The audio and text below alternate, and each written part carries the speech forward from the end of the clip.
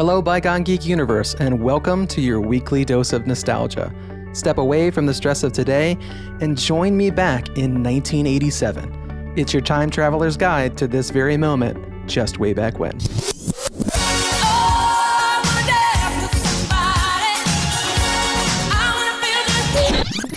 All right, so let's start off with our very first category, like we always do, of what you would see on the marquee at your movie theater today at this very moment in 1987. So here we go. Coming soon to a theater near you. Right at this very moment, the top 5 movies in 1987 would have been Dragnet, Innerspace, Robocop, Adventures in Babysitting, and Spaceballs. Man, oh man, is that a very, very broad range of amazing movies. I mean, I don't know about you guys. It's like there's a lot of comedy in there. There's also some great iconic action in there too. I'm just going to start right off with Dragnet. Dragnet. For anybody who hasn't seen Dragnet, I mean, Dan Aykroyd and Tom Hanks in a buddy cop movie like Lethal Weapon style. So cool, in the same era, if you think about it, of Lethal Weapon, but you get Dan Aykroyd and Tom Hanks. Like, it's, it was a really underrated movie, I feel like, and based on, I think, a 60s or 70s TV show. But it was so cool to see Dan Aykroyd as this kind of militant cop with like this crazy flat top. I mean, he was really intense in it. He was very much the straight man in that movie. And Tom Hanks was the crazy comic relief. I mean, he was totally like the Mel Gibson to Danny Glover. It was a great movie, and I feel like it gets overshadowed from this era from other buddy cop movies like Lethal Weapon, but Dragnet really stands on its own. I hate you, Strebeck. You got a lot of repressed feelings, don't you, Friday? Must be what keeps your hair up. Another great comedy that came out at this time, this moment in 1987, was called Innerspace. Dennis Quaid, Martin Short. Give yourself a shot of adventure. The chemistry they have when they're not even in the same room together, and I'd be shocked to even know behind the scenes if they even filmed those scenes together. They probably didn't. It was other people filling in the lines and stuff like that. Hello, can you hear me? I'm possessed! And I vividly remember watching this as a kid and being astonished at the graphics that showed the inner workings of a human body. When you watch Innerspace, it looks like Dennis Quaid is shrunken down in this like submarine ship inside Martin Short's body. Like, it's such a whimsical, fun movie. Lieutenant Pendleton is about to be miniaturized. So the very next movie that would have been on your marquee right now in 1987 needs no introduction. It's Robocop. So I personally think that Robocop is one of the pinnacle movies that really defines this late 80s era. I feel like anytime you see a recap of this time in history, you see Robocop. You see that gray pearlescent suit that he wears. Of all the people, I mean, when you look for Batman and superheroes that only show the lower half of their face, Peter Weller, man, he knocks it out of the park with just the lower half of his face and like never seeing his eyes for 90% of the movie. He was so intense and so grand. It's shocking to me that you can watch this movie and a suit like that was designed in 1987 still holds up and looks so cool today in 2023. Dead or alive, you are coming with me. So the next one we have is an insane pivot from the movie Robocop, but also holds a very cherished place in my nostalgic heart. It's none other than Adventures in Babysitting.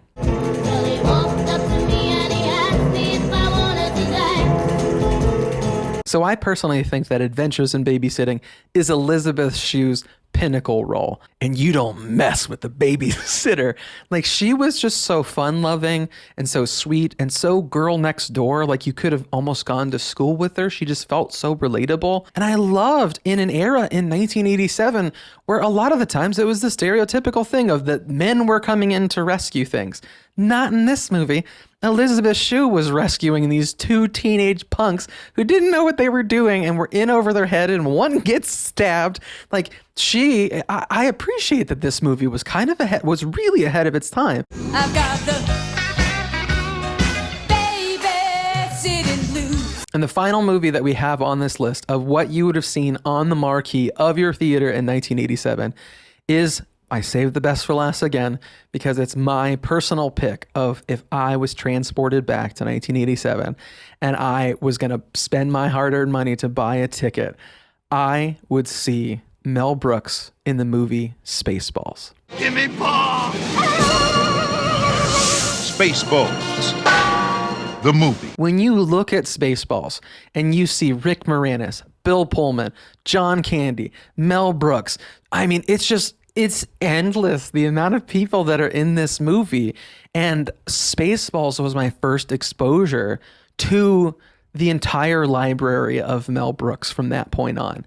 I mean, and I personally feel like I actually know I saw Spaceballs before I even knew what Star Wars was.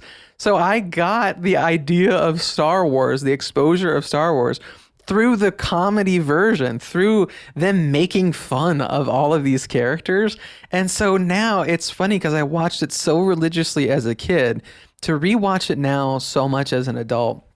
And with this whole new era over the past 5-10 years of Star Wars in cinema and on television and all that type of stuff, I feel like Spaceballs just becomes more and more endearing and more funny, that it was so ahead of its time. And I think it's like it's one of the perfect spoof movies. I feel like Mel Brooks, when it comes to everything that he did, of Young Frankenstein. My name, it's pronounced Frankenstein. Or Frankenstein, I'm sorry. And then you have Robin Hood Men in Tights. You have Spaceballs. I mean, he just like knocked it out of the park over and I mean, home run after home run after home run. Mel Brooks is just an icon of comedy. He always will be. I don't think anybody in present day is even heading in the direction of the legacy that Mel Brooks has given us. It's astonishing what the amount of laughter and the amount of wholesome moments, some wholesome, some not so wholesome, but still funny. That's what matters. But just the amount of laughter he has spread in the world is quite an amazing thing to put on your mantle. I feel like it doesn't matter probably the endless amount of awards that he has received. Just that amount of laughter, the amount of making people feel good. And I remember watching Mel Brooks movies when I felt sick or I felt down. I watched them to lift me back up. And Spaceballs is my top pick out of these 5 movies in 1987 at this moment because of that. Because it lifted me up when I felt down. That is what movies are all about. Merchandising, where the real money from the movie is made. So just like I do every week, my top pick, I look up behind the scenes, deep dive facts into the movie just to give you more and more of an in-depth look as to why this movie is iconic, why it holds such a close place in my heart. So a really fun movie fact about Spaceballs is Pizza the Hutt's character, in order to look really gross and super realistic, that Mel Brooks actually had them put like heating elements, and truly, when you look at him dripping and oozing and all the grossness that still holds to this day, it looks that way because it's truly melting cheese. Like, and this stunt performer had to wear that, and he supposedly got 2nd and 3rd degree burns from this hot cheese, like on his face and on his like eye sockets. And he was so frustrated from the takes that he had to do in this movie that he ended up quitting during the process because like Mel Brooks just like kept wanting to get the takes right. And he's like, that's it. I'm not doing this anymore. If it isn't Lone Star and his sidekick, Puke. That's barf. So here's another interesting thing about the movie Spaceballs is we all know it's spoofing the movie Star Wars. But one of the things I didn't know until recent years is when towards the end of the movie, when they pull into the gas station and what I think it's like Gus's Galaxy Grill, right before the alien bursts out of the guy's chest and they spoof Star Wars and aliens all at the same time. It is like maybe 2 seconds of the film. But when their Winnebago ship lands on the tarmac, the Millennium Falcon is on the right-hand side of the screen. So we can actually say in the movie Spaceballs that Chewie and Han are at this same gas station, whether they're taking a bathroom break or they're pumping, whatever gas they need to go into hyperspace and all that stuff. But they're there. They're canon in Spaceballs. All of it. The Force, the Jedi. It's all true. All right, folks. So out of these top 5 movies that were in the theaters at this moment in 1987, which one would you see? Dragnet, Innerspace, Robocop, Adventures in Babysitting, or Spaceballs? I don't know how you're going to pick because I had a very difficult time picking because I adore all of these movies in some way, shape, and form. But Spaceballs is my top pick, and I will stand by it for sure. So just like every week, we're now going to transition right into the top songs that were on the Billboard charts at this very moment in 1987. So let's go. Number 1. Hello again, everybody, and welcome to Casey's Top 40. So at this very moment in 1987, there were 3 songs that were swirling in the top charts. They kept taking over each other at the time, but they are wildly different from each other. And it's kind of hard to believe until doing the research for this episode that these even came out in the same era and were on the same Billboard charts. But the first one we're going to start with is none other than I Want to Dance with Somebody by Whitney Houston.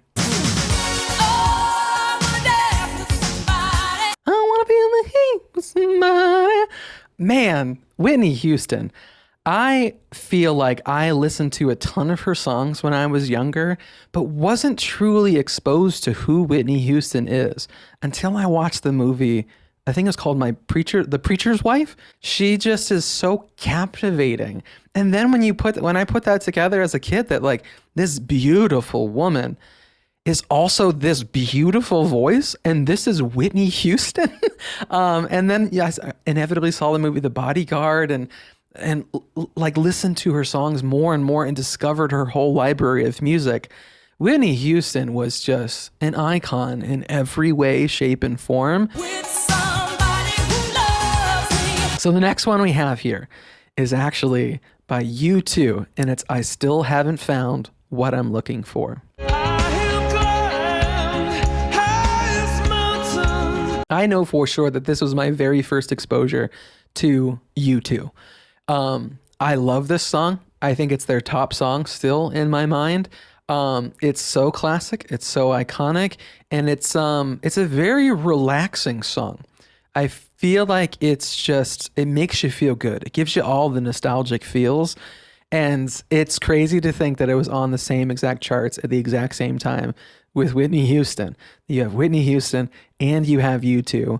But let's double it down. Let's triple it down even further. Because the top song at this very moment in 1987 that you would have been listening to on your radio or on your Walkman would have been Alone by Heart.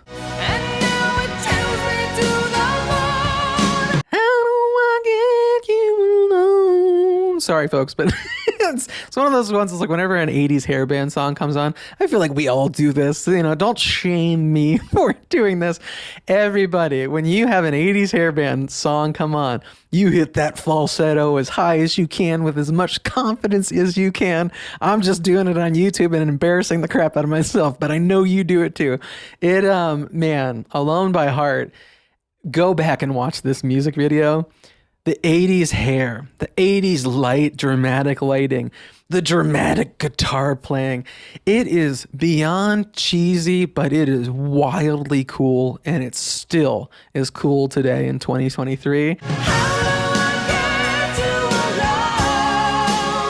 So now that you know what you would have been listening to at this very moment in 1987, let's transition right into our next category of what you would have been sitting in front of your television, what TV shows you would have been watching at this very moment in 1987. So let's go. Stay tuned for a whole new season of TGIF.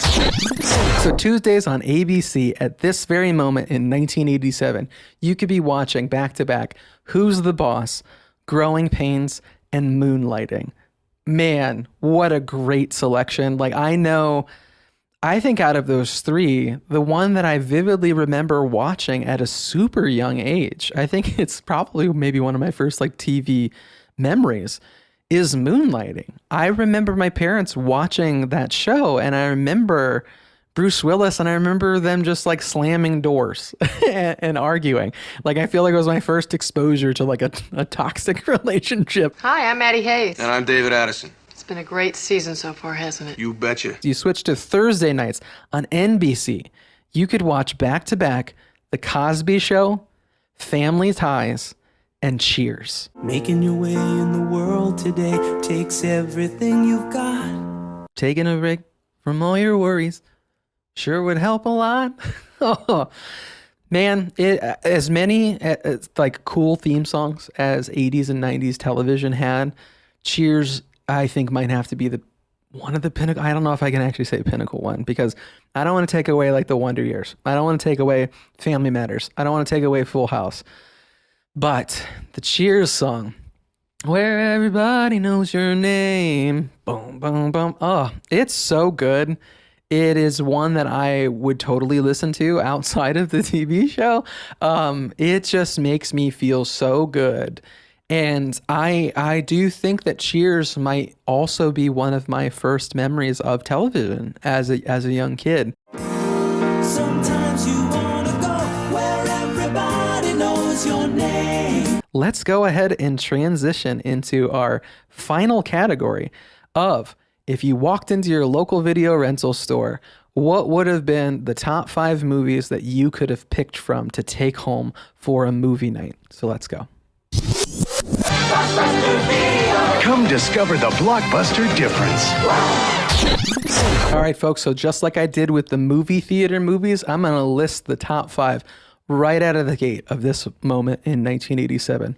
You would have had The Color of Money, Three Amigos, Little Shop of Horrors, Crocodile Dundee, and Nightmare on Elm Street 3. So as usual, I am going to hold off what my top choice is.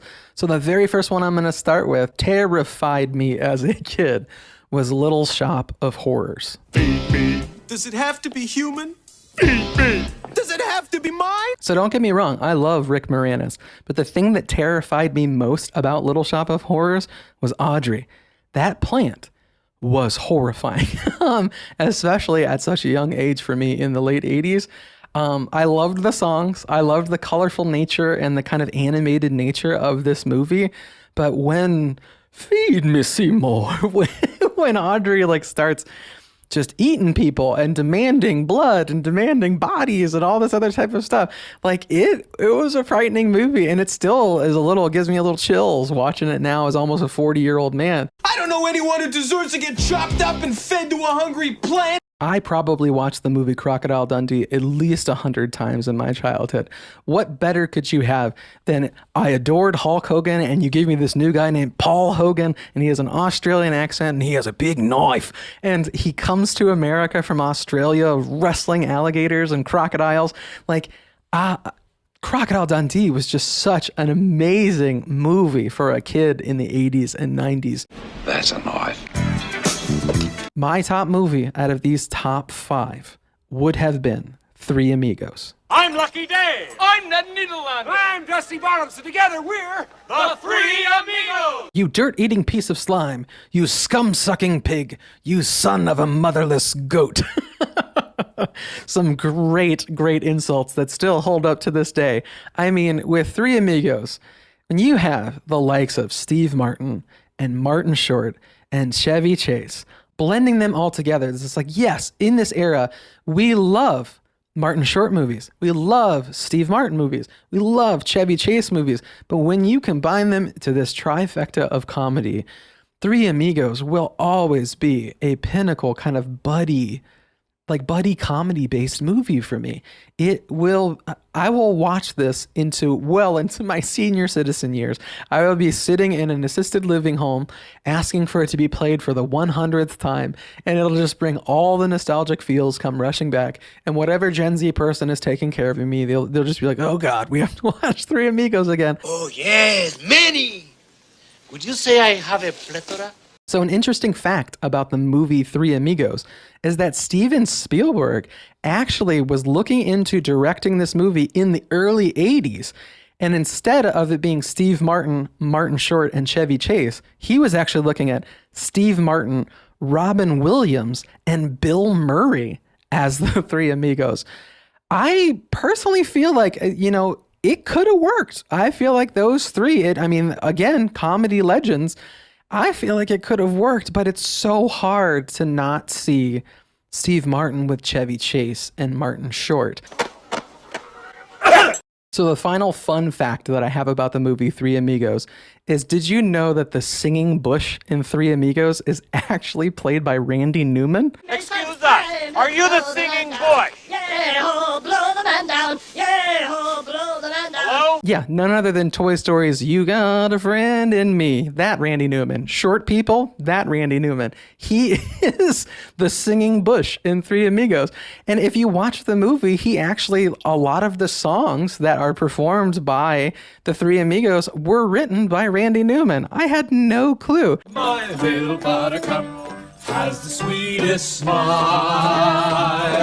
So before we close out this episode, I wanted to give you all a glimpse of what I'm going to be doing in the very next episode of Bygone Geek. I'm going to keep this train rolling as usual of this new format of this very moment in a particular time in history. I feel like it's a lot of fun doing this research. I'm getting a lot of feedback from you listeners and viewers. But once a month, I really want to take a deep dive into a particular conversation. I want to bring people into interview. I want to bring in special guests and things like that. So giving you this one-stop shop for nostalgia as usual for 3 episodes a month. But then on that 4th episode, I want us to all sit down together and really think about a topic that is still nostalgia-based, whether I've got all these different ideas of doing like episodes about legends of nostalgia, like a deep dive into John Candy, a deep dive into Chris Farley, a deep dive into living legends of our nostalgic childhood. But so giving you that historical perspective, but also just making it a little bit deeper. But then on the other side of it, it's like, I want to interview filmmakers. I want to interview people who have helped contribute to the whimsy of cinema and the whimsy of nostalgia and things like that. So next week on a very special episode of Bygone Geek, I'm going to be interviewing a filmmaker named Garry. He actually reached out to me listening to the content of Bygone Geek and joining in the whimsy of nostalgia. And I looked at his page and I saw a movie that he was making. And I was shocked that like this filmmaker was reaching out to little podunk Eric in Ohio, who's making a Bygone Geek podcast on YouTube. It felt very cool. I appreciate Grant you reaching out to me for this, but we've had some conversations back and forth, and he's actually making a film about grief, about loss. And I just, after looking at the trailer for it, he interviews some really awesome people. How would I define grief? One of the things that really caught my attention is that he interviews Chris Farley's brother, John Farley. And he's talking in the trailer about just how much grief sucks. That, yeah, the world lost Chris Farley and we experienced grief from a fan perspective. But he experienced it as a brother.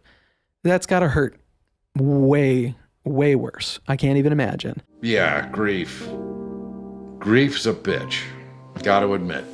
It's tough. So Grant is actually in the process of releasing a film called Meet Me Where I Am. What intrigued me about him reaching out to me, and I inevitably asked him to be on the show for this next episode, is to have this first deep dive conversation be about nostalgia, and that with nostalgia comes grief, comes losing people. Not only us from an audience perspective, losing people like John Candy or Robin Williams or Chris Farley, but looking at it from, I've told a lot of stories on this podcast of my grandparents and reminiscing the toys they gave me, the movies that I watched on their TV, the sleepovers that I had, that there's such fond nostalgia that I have that I talk about. But in that nostalgia is grief. It's this balance. Sorry, folks, but I feel like we all experience that. It's difficult. But through difficulties comes hope, comes a new chapter to look forward to, comes a new era of our life. Sorry. It's funny, I joked with Grant about this when I said, in preparing for this episode, it'll give me plenty of time not to cry. And here I am doing the teaser of it, and I'm just crying. But no, I think this is going to be a very interesting, in-depth conversation. I'm looking forward to it. I don't know. I think it's going to be an interesting way for us to look at nostalgia in a difficult light, but also in a light that we all experience, in a way that if we're honest about it and we speak it into the world, maybe it'll hurt less. Maybe it won't be something that gets us emotional next time. Maybe it's something that we can move forward with and move forward instead of in a sadness. We move forward in a hopeful way. So yeah, I'm really anxious to give you guys this deep dive episode. And again, I really appreciate Grant, you reaching out to me about this. I feel very privileged to actually get to speak to a filmmaker who's releasing a passion project, who's bringing a topic into the world that a lot of people I don't think want to talk about. I don't feel like I think a lot of people feel guarded and protected about sharing such deep things, but maybe it'll open the door for folks. And I'm very much looking forward to that. So yeah, be sure to tune in next week for a very special episode of Bygone Geek with filmmaker Grant Garry. And we're going to talk about his movie, Meet Me Where I Am. I have in the description of the podcast and in the description of the YouTube. So for listeners or viewers, go check out the trailer between now and next week. I guarantee it's going to make you a little misty, but in a good way, like I said. And we're gonna take this conversation, this big topic of grief and nostalgia, and we're gonna leave the episode hopeful. So buy some Kleenex, but we're gonna leave that episode hopeful. So again, thank you for tuning in to another week of Bygone Geek. And until the next time you see us or hear us, be sure to live your life with just a little bit of whimsy. We'll see you guys next week.